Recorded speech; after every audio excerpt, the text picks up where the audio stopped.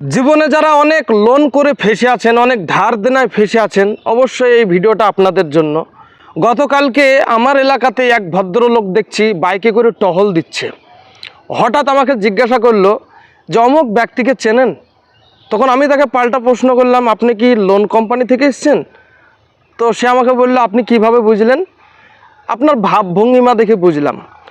তো যারা লোনের টাকা কালেকশন করে বেড়ায় তাদেরকে আপনারা দেখলে বুঝতে পারবেন তাদের মধ্যে একটা হতাশা কাজ করে।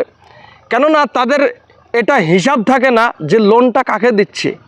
তুমি লোন দেওয়ার সময় যাকে তাকে ভরে দেওয়ার লোন, আর তারপরে এলাকায় টহল দিয়ে বেড়াবা। একবার হিসাব করার দরকার ছিল যে আমি লোনটা কাকে দিচ্ছি, সে কি লোন নেওয়ার উপযুক্ত কি না। আবার সব থেকে বড় কথা হচ্ছে, গাদা পাহাড় সমান সুদ ভরে দেবে, কিন্তু আপনাকে বলবে এক কথা, আবার লোন যখন আপনি পরিশোধ করতে যাবেন তখন দেখবেন আর এক কথা।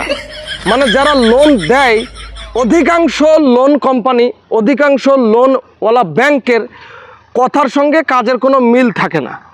তো জিন্দেগিতে যদি বাঁচতে চান, সুস্থ হলে বিনা টেনশনে লোন থেকে বেঁচে থাকবেন, ধার দেনা থেকে বেঁচে থাকবেন। যত পারবেন কর্জ, ধার দেনা, লোনকে এড়িয়ে চলবেন। তো আজকে এই ভিডিও ইতি টানার আগে আমাদের অডিয়েন্সকে একটা দোয়া শিখিয়ে যাব।